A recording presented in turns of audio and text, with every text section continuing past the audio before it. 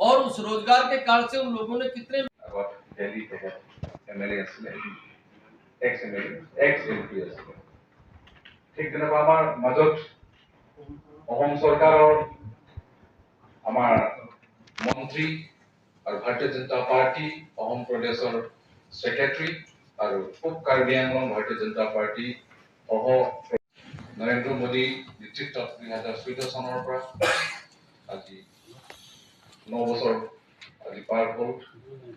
সেই কালত আমি 9 বছৰ কালত আমি ভাৰত দেশত সেৱা কৰিছো, চৰকাৰ আমি ভালকে চলাইছো, সুশাसन চলাইছো। ঠিক তেনেকৈ আমি हमारे यशस्वी प्रधानमंत्री आदरणीय नरेंद्र मोदी जी के माध्यम से, भारत सरकार के माध्यम से और आयुष्मान भारत के साथ साथ में जो जन औषधि का जो पक्ष है, अभी शायद उसका इतना प्रचार नहीं हुआ, परंतु जो 400 रुपए की 500 रुपए की जो मेडिसिन आती थी वो 30 रुपए में 40 रुपए में सामान्य वो मिल जाते हैं, वो वही काम करती जो एक महंगी दवाई थी। ये ताकि कोई बीमारी के कारण से, महंगी दवाई के कारण से कोई ऐसा ना हो कि वो दुकान तक पहुंच ना पाए और मेडिसिन उसको मिल ना पाए। एक छोटी से छोटी श्रद्धा साংবাদিক বন্ধুসকল, যেহেতু ভাৰত ৰাষ্ট্ৰ তথা গণতন্ত্ৰ দেশত যেহেতু আপোনালোক চতুৰ্থ স্তম্ভ, গতিকে দেশ নিৰ্মাণত আপোনালোকৰ কৰ্তব্য আৰু দায়িত্ব আছে বুলি মই ভাবোঁ। আৰু 9 বছৰ কালত যিটো আমাৰ মোদীজীৰ নেতৃত্বত যি পৰিৱৰ্তন আনিলে, হয় মানুহৰ সমস্যা যোৱা সিন্স ইণ্ডিপেণ্ডেণ্ট যেতিয়া ভাৰতবৰ্ষ স্বাধীন হ'ল তেতিয়াৰ পৰা 70 বছৰলৈকে কোনো ধৰণৰ পৰিৱৰ্তন দেখা নাই। তাৰমানে নেতৃত্বৰ অভাৱত বুলি মই কওঁ।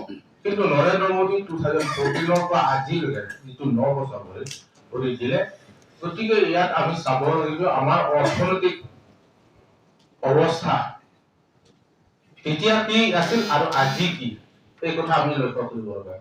যিকোনো ৰাষ্ট্ৰ যদি অৰ্থনৈতিক অৱস্থাত যদি শক্তিশালী নহয়, সেই ৰাষ্ট্ৰ শক্তিশালী হ'ব নোৱাৰে।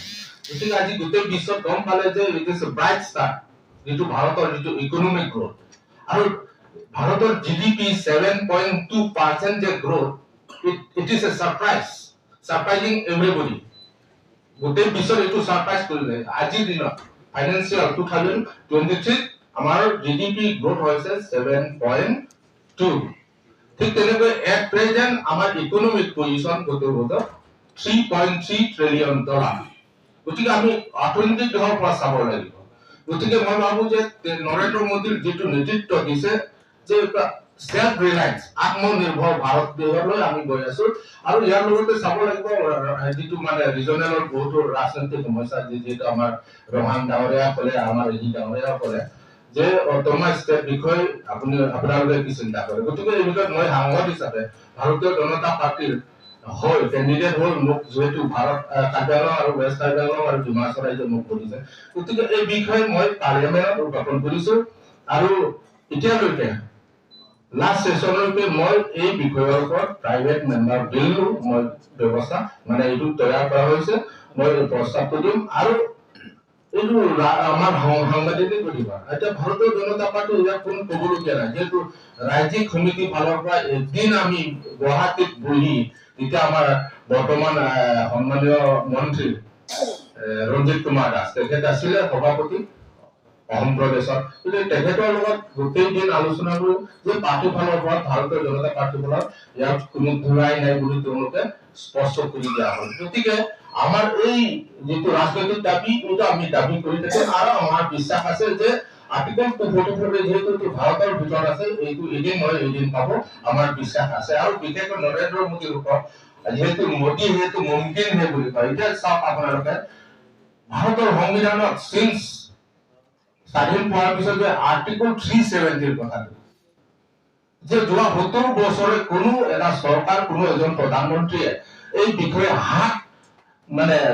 হাতত ল'বলৈ কোনে সাহস কৰা নাছিল। কিন্তু নৰেন্দ্ৰ মোদী 2014 পৰা যেতিয়া দেশখন যে চম্ভালিবলৈ আৰম্ভ কৰিলে আৰু 2019 দ্বিতীয়বাৰৰ কাৰণে প্ৰধানমন্ত্ৰী হ'ল, তেতিয়া আৰ্টিকল 370 যে কাশ্মীৰ, জম্মু কাশ্মীৰৰ পৰা হাতাই দিয়া হ'ল, 35 হাতাই দিয়া হ'ল। গতিকে এতিয়া সেই পৰিৱৰ্তনটো চাওক যে আজি জম্মু কাশ্মীৰৰ তাত ইকনমিক গ্ৰোথ হৈছে 14.64%। আৰু চাওক এই আৰ্টিকল 370 শেষ হোৱাৰ পিছত তাত টুৰিষ্ট ফুটফল কিমান এতিয়া 1.88 crore। গতিকে চাওক তাত মানে ল এণ্ড অৰ্ডাৰ তাৰমানে শান্তি ঘূৰি আহিছে। তাত শান্তি ঘূৰি অহাৰ কাৰণে এতিয়া G20 নিচিনা সামিট জম্মু কাশ্মীৰত হ'ব পাৰিছে। গতিকে ইয়াতকৈ সাফল্য কিবা থাকিব পাৰে নে? কোনেতো ভবা নাছিলে জম্মু কাশ্মীৰটো দূৰৰ পৰা আৰু ভাৰতৰ কেপিটেল দিল্লীটোতো সুৰক্ষিত নহয় মানুহে। ক'ৰবাত যদি বাছ ষ্টেণ্ডে হওক বা এনি পাব্লিক প্লেচ কিবা যদি মালিক নথকা না বস্তু যদি ক'ৰবাত পৰি থাকে ইট মে বি বম, এইটো বম হ'ব পাৰে, চুব নালাগে বুলি কয়। কিন্তু সেই পৰিস্থিতিটো আজি নাই। গতিকে এইবোৰে আমি চাব লাগিব। ঠিক তেনেকৈ আমাৰ MOS যিটো চাইন কৰা হৈ গ'ল, এইটো বিশেষকৈ আমাৰ এইটো এটা শিক্ষিতৰ বিষয়। গতিকে যে এইটো MOS টো যিটো চাইন কৰা হ'ল এইটো ইমপ্লিমেন্ट কৰিবৰ কাৰণে उसके बाद भी अब आप एक बताइए, आप मैं थोड़ा मुझे कोई लंबा विषय नहीं कहना। अब नल जल योजना है। अब जब जल नल योजना है कोई एक आदमी तो करता नहीं, पूरे देश में हजारों लोग लगे होंगे। कोई उसकी पानी निकलने का वो बनाता होगा, कोई उसका ऊपर वाला हिस्सा बनाता होगा, कोई पाइप वाला हिस्सा बनाता होगा, कोई भगाने वाला हिस्सा बनाता होगा। अरे भाई इतनी प्रकार की अब रेलवे का जाल बिछाया जा रहा है तो कोई एक ही मशीन काम थोड़ी करती है। हजारों लोग उसमें काम करते हैं, लाखों लोग उसमें काम करते हैं। एयरपोर्टों का निर्माण है, उसमें हजारों लोग काम करते हैं। अगर हवाई जहाज बढ़ेगी तो उसमें काम करने वाला ही बढ़ेगा, उसमें उसको ठीक करने वाला ही बढ़ेगा, उसका रखरखाव वाला ही बढ़ेगा। ये सारे पक्ष अगर आप देखेंगे तो मैं गर्व से ये बात कह सकता हूँ कि जो वादा हमने 9 वर्ष पहले किया था उसको पर खरा उतरने का जो हमारा काम है वो बहुत ही एक भरोसे और विश्वास के साथ चल रहा है। का हम लोग का यहाँ में 15% प्रोग्रेस। पवन जी से मैं सवाल पूछना चाहता हूँ। पवन जी, मैं एक सवाल आपसे पूछना चाह रहा हूँ। मैं पहले पूछ लूँ। ये पवन जी सुनिए, आपने जो बोला है 9 साल पहले जो वादा दिया है हर एक पूरा करते जा रहे हैं, लेकिन जबकि हमारे ये कार्बी आंगलॉन्ग और नॉर्थ कचहरी ये दोनों डिस्ट्रिक्ट का एक ही मांग है ऑटोनोमस स्टेट आर्टिकल 244, और ये वादा राजनाथ सिंह जी ने डोकमोका में आके वादा देके गया है हम लोग बीजेपी को जिताओ और आप लोग का ये ऑटोनोमस स्टेट हम लोग वहां में चर्चा करेगा और आप लोग को मिलेगा। ये आज 9 साल पूरा हो गया, लेकिन आज तक ना असेंबली में ना पार्लियामेंट में आज तक चर्चा नहीं हुआ। इसके बारे में आप क्या कहना है? नहीं, मेरा ये कहना है कि आपने जिनका नाम लिया हमारे भारतीय जनता पार्टी के वरिष्ठ नेता हैं और आज रक्षा मंत्री हैं। आपने जो बात कही है तो मुझे ध्यान में आ गई है, उससे एक बार बात करके क्या विषय है तो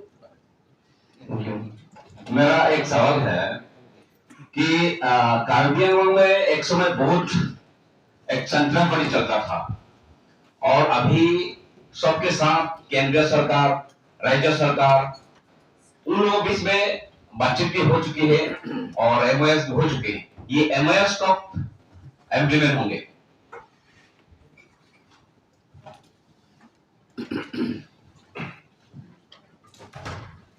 नमस्कार সকলোকে। আজি ऑनलाइन जो मेडिसिन है उस मेडिसिन का प्राइस 10% मंथली बढ़ जाता है। उसी का बारे में आपको क्या बोलेगा? प्राइस में प्रॉब्लम है। देखिए, आप केवल अगर एक पक्ष के बारे में विचार करेंगे, आपको इस कोरोना के कारण से पूरे दुनिया का हम लोगों को अर्थव्यवस्था के बारे में विचार करना पड़ेगा कि दुनिया के देशों में जो अपने आप को विकासशील देश कहते थे, अमेरिका की स्थिति कैसी है, बाकी देशों की स्थिति कैसी है, उसका जब आकलन करेंगे तो भारत कहां पर खड़ा हुआ है। भारत अपनी चीजों को लेकर और जो महंगाई को उन्होंने बड़ी मजबूती के साथ में रोका। इसके कारण से कुछ चीजों को हम लोगों को यह विचार करना पड़ेगा कि दुनिया के देशों के साथ साथ में उन देशों में महंगाई की किस गति से बढ़ी है और हम आकर वहां किस प्रकार से हम उस महंगाई को रोक पाए। एक आपने जन औषधि के बारे में जो बात कही है, देखिए क्या है कि धीरे धीरे करके इस योजना को वो अच्छी मजबूती के साथ में फलीभूत हो, बाकी सब चीजें हो, जिस बात को आपने संकेत किया है उसका एक कुछ ऐसा होता है, कुछ मेडिसिन जो महंगी होंगी, बहुत महंगी होंगी, वो जब मार्केट में आती है उसका थोड़ा कीमत अपने को लगता है कि उस कीमत के आधार पर नहीं है, परंतु अगर कुल मिलाकर देखेंगे कि ये एक ऐसा सरकार का पक्ष है जो सामान्य जीवन में जीने वाला व्यक्ति उस तक आसानी से पहुंच कर पाए। और आपने बात कही है, फिर भी अगर इसमें से कुछ चीजें होंगी तो उसकी चर्चा भी कर लेंगे, परंतु जहां तक महंगाई का और बाकी चीजों का है तो आपको आंकलन करना है तो दुनिया का करियर, उसके आंकलन के हिसाब किताब से भारत की स्थिति कैसी है तो एकदम आपको ध्यान में आएगा कि भारत कितने मजबूती के साथ उस महंगाई को रोके। और एक बात मैं तरफ से एक मिनट मैं और आपको साथ बोलूं। 2014 में जब बीजेपी का गवर्नमेंट आया था, सब देशवासी ने, हम लोग सब ग्रुप ने आप लोग को वोट दिया है। उस टाइम में एक आप लोग का जो मैनिफेस्टो है वहाँ पे भी था हर साल 1 करोड़ अनएम्प्लॉयड को एम्प्लॉयमेंट देगा। अभी तक तो 9 करोड़ होने को सही वो तो हुआ नहीं, उसके बारे में आप क्या बोलेंगे? नहीं, इसमें देखिए क्या है कि अगर केवल एक ही पक्ष को देखेंगे, सरकारी नौकरियों में कितने लोग गए, एक पक्ष ही है।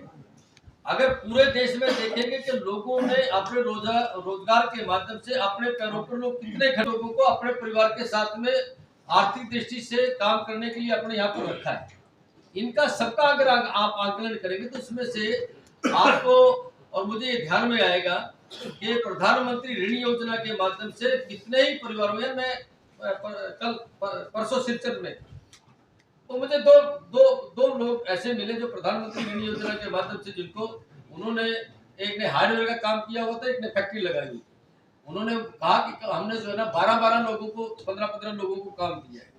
अब अगर इनको सबको हम एक उसमें लेकर आएंगे, रोजगार के पक्ष में लेकर आएंगे, और एक है कि भाई 1 लाख लोगों को, जैसे मान लीजिए 1 लाख लोगों को यहाँ सरकारी नौकरी मिली, तो दोनों पक्षों को आपको जोड़ना पड़ेगा। अब मेडिकली आप देखिए ना, मेडिकली जो मेडिकली चीजें हैं उनको अगर आप देखेंगे तो कितने मेडिकल कॉलेज थे पहले और कितने बच्चे पढ़ते थे, कितने का एडमिशन होता था।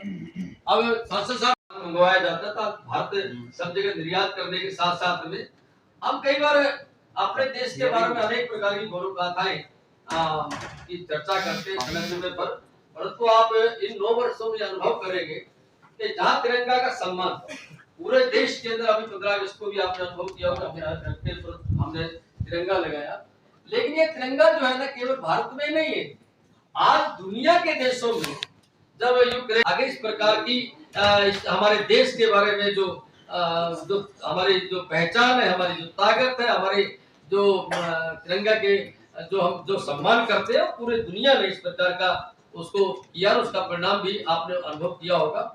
और मित्रों, मैं बहुत सी चीजों को अगर मैं चर्चा करना चाहूँ तो बहुत सी चीजों की मैं चर्चा कर सकता हूँ, लेकिन मैं इतना जरूर कहता हूँ कि जैसे हमारी राज्य सरकार ने अनेक प्रकार की योजना के माध्यम, जैसे हमारी कुछ महिलाएं हैं जिनकी जो शादी नहीं करती या कुछ विधवा हो जाती हैं, अरुणोदय के माध्यम से उनका 1250 रुपए उनके घर तक पहुँचते हैं और उनके सीधे खाते में पहुँचते हैं। मुझे लगता है कि थोड़ा उसको बढ़ाने का काम सरकार सोच रही है। ऐसे बहुत सी योजनाओं को एक की अगर मैं चर्चा करूंगा तो मैं बोलता रहूंगा, आपको भी समय लगेगा, परंतु मेरा भरोसा और मेरा विश्वास ये जो हमारे देश के यशस्वी प्रधानमंत्री आदरणीय नरेंद्र मोदी जी ने, जिनको प्रारंभ से उन्होंने कहा कि छोटी छोटी चीजों को स्वच्छ भारत, यानी उस समय किसी को लगा स्वच्छ भारत का ये क्या है, आज हम देखते हैं पूरे देश में, यानी आपके साथ अगर आपका छोटा बच्चा बैठा हो और आप गाड़ी से कुछ कचरा फेंकना चाहते हो तो आपको ध्यान में आए या ना आए, लेकिन छोटे बच्चे को जरूर ध्यान में आता है कि नहीं पापा यहाँ नहीं, एक दूसरी तरह डालना है। ये पूरे देश में है। और आपने रेलवे के बारे में